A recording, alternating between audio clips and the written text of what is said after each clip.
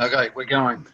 Okay, g'day guys, Kristen Harper here and Glen Morrison, a CEO and a salesperson's perspective. And in this one, we're talking about why is Monday the best for prospecting. Now, I've had conflicting reports on this one. I've actually looked quite a bit up on this, and I actually thought it was, or I'd say it's Wednesdays and Thursdays. Why do you think Monday is the best day for prospecting? There is no best day for prospecting. Oh, I think it's the biggest doing it. excuse. It's the biggest excuse anybody ever came up with. So they don't want to do it on Mondays because they just don't want to do it on Mondays. And they don't want to do it on Tuesdays because it's Tuesday. They don't want it on Wednesday because people find excuses not to prospect. Yeah. If you think about salespeople, what's the last thing they want to do? I mean, you've got to be clinically insane to want to pick up the phone or knock on doors, right? Yeah. So any reason not to do that. So the answer is they've just got to get in the habit of doing it every day.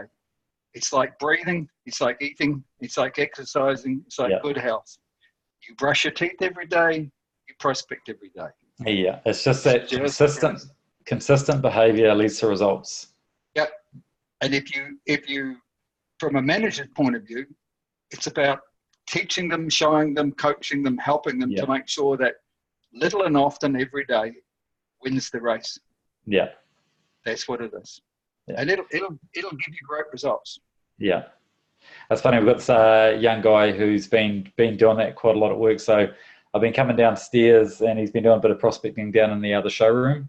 And it's quite cool because the other day I walked down and he's sort of over the table like this and he's leaning forward and he's on the phone straight away. And I was like, buddy, just stand up, change your posture around, start walking around and put your head up, just change that sort of energy. Because what I heard when I walked in was it was just pretty uncomfortable. So it was just get up, walk around, and just get your energy going. And just remember, at the end of the day, if these people haven't spoken to you, you've got really nothing to lose. But just try and make an impact as quick as you can. You don't have to explain yourself. You've just got to be confident when you get on that call and ask for the person that you're after. Don't explain yourself. Even if you say stuff like, "Hey, look, I'm after Glenn. Can you get on the phone? He's supposed to call me." Just something along those lines where, the gatekeeper or whoever will generally be like, "Well, do you know them?" And it's just, I think it's how you approach it as well. I've been working recently with a small team. There's about 3 or 4 people in the team, and they're outbound calling into the USA.